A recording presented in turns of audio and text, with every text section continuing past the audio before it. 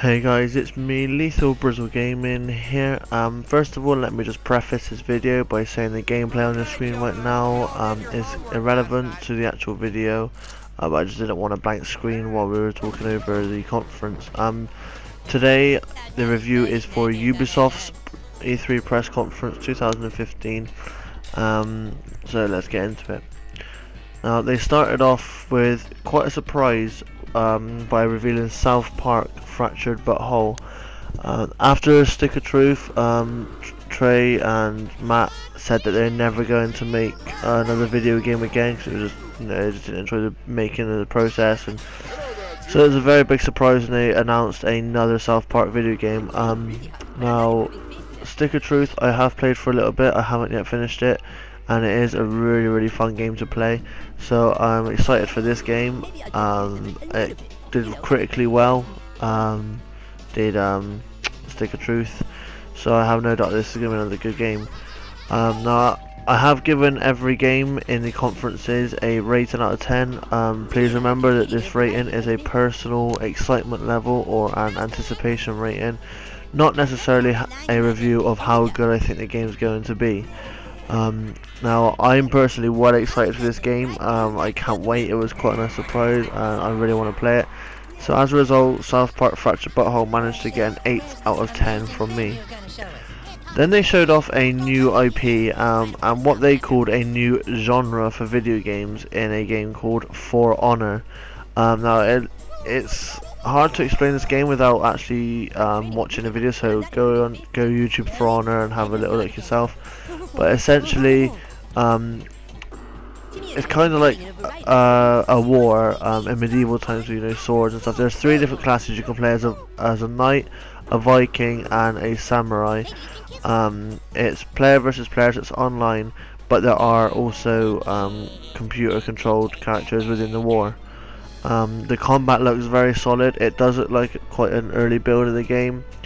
The whole idea of it looks really cool. I like the fact there's 3 totally different classes in Samurai, Viking, and Knight. But like I said, if you haven't actually seen a video of it, go and check it out, because that's the best way to see it, and it looks awesome. So that game got a 7.5 out of 10 for me. I really can't wait to play it. I'll 100% be getting it on release, providing all the future things we see about this game are very similar. Obviously, when we see more about the game, it'll be easier to judge whether or not, you know, how excited I am for it. But right now, it's got my interest quite a lot, so I give it a 7.5 out of 10. Then we moved on to a game that we've seen twice at E3, and personally one of my favourite games. We also saw it at the Xbox conference, and that's The Division. Now, we have been seeing The Division for what, like 3 E3s now, something like that, and it's still not coming out till next year. But the more and more I see this game, the more and more I want it. I mean, I said in my Microsoft video, it's one of those games where it's like, right, I've seen enough of it now. I know that I'm gonna want this game. The more I see of it, the more I want it. But my excitement level doesn't increase because, you know, it's more of what I already know I want. If you know what I mean, like I already know I want this game. So anything else is just like, yeah, cool. At the Ubisoft conference, they showed a really cool online demo where they went to the center of the map. It's like a dead zone area, a danger zone as such.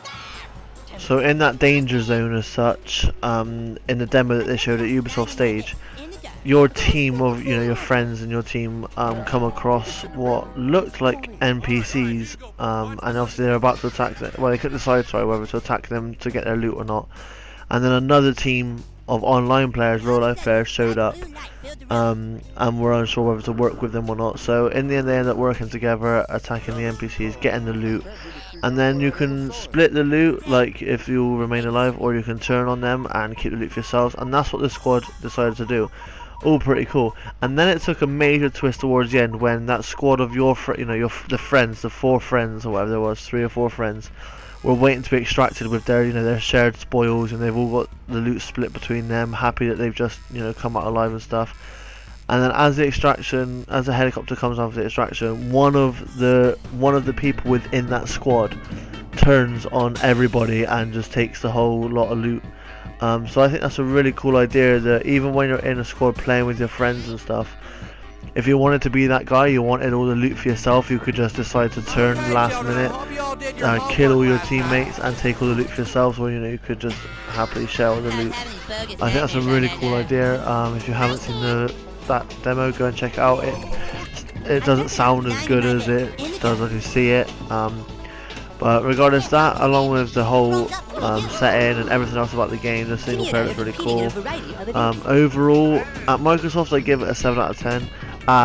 Ubisoft they got an 8 out of 10, meaning that it had an average score at E3 of 7.5 out of 10 on my excitement level.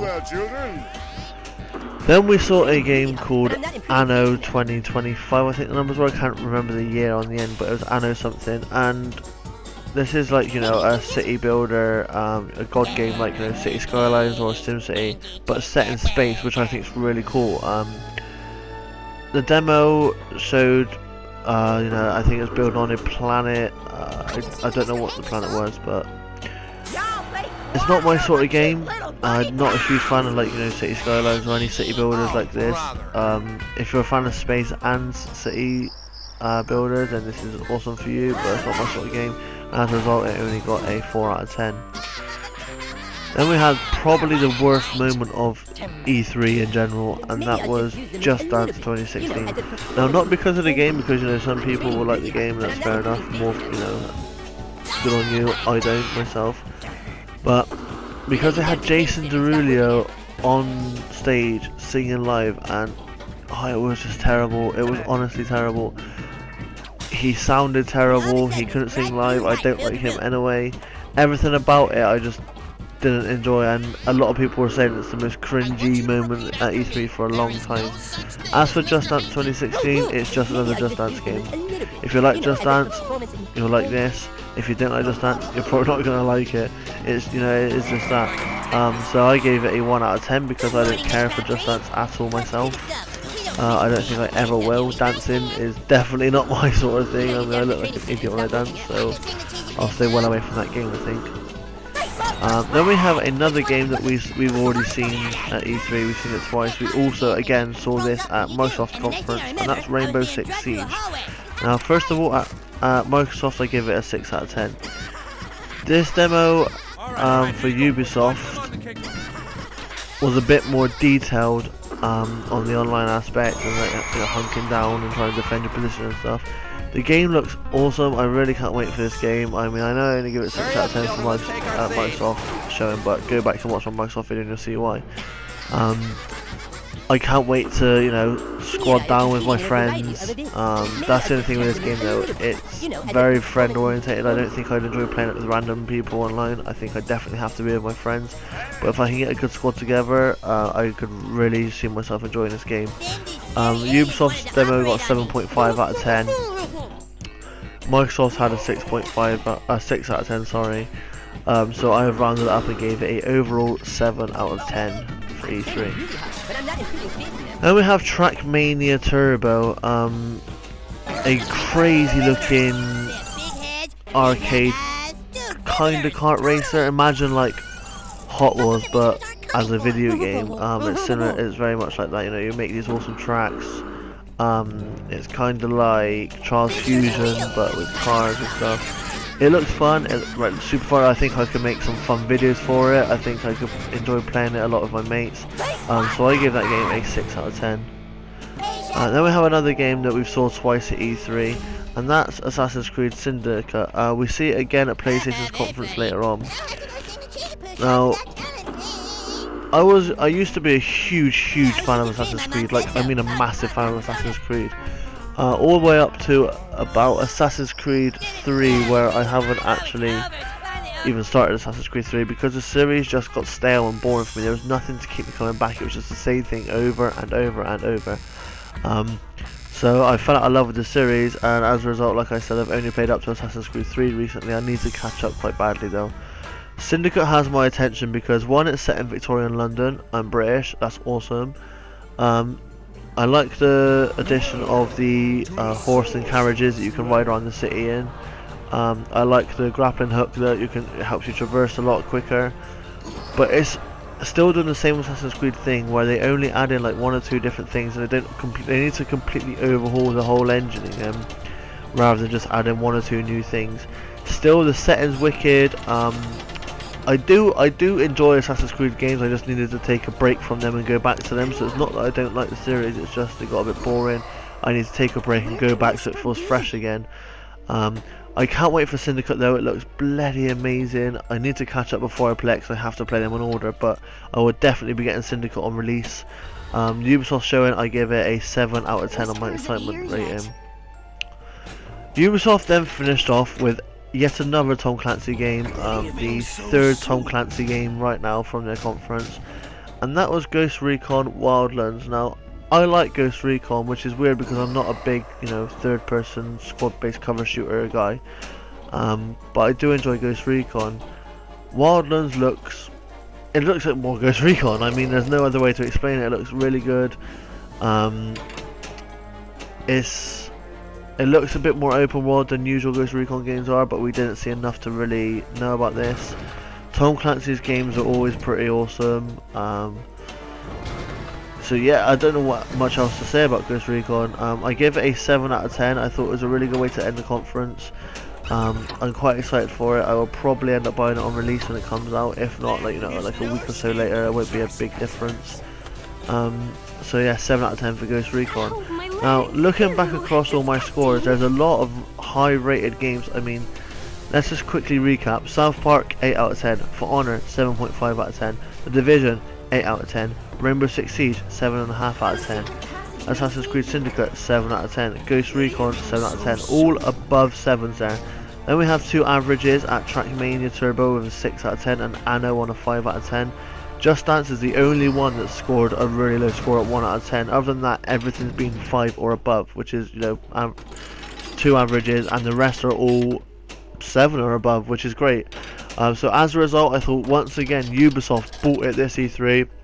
They absolutely killed it, as they always seem to do. Ubisoft's conferences always seem to be the most energetic out of the lot. I don't know if it's Aisha Tyler, because she's just a really cool character. I mean, on her stage, she has such good stage presence. I could watch her on stage for ages. But something about Ubisoft's conferences are always the most entertaining out of all the conferences, and they always seem to just hit it with game after game after game, of just quality games that always pique my interest.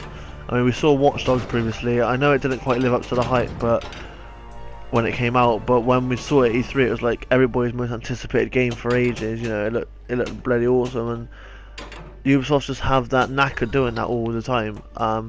So I thought once again this year, their conference, they absolutely killed it. It was a really good conference. It was really entertaining. And I have scored the conferences out of 10. This isn't necessarily on my personal excitement level for the conference, because obviously it's something that's actually happened already, not in anticipation. It is more of a review score. Out of 10, Ubisoft has scored a very impressive 9 out of 10. I enjoyed it very, very thoroughly. Thought it was a really awesome conference. So that's been my Ubisoft E3 conference review video, guys. I hope you enjoyed it. Please like, share and subscribe, comment on the video as well. Thank you very much for watching, and I'll see you next time. Peace.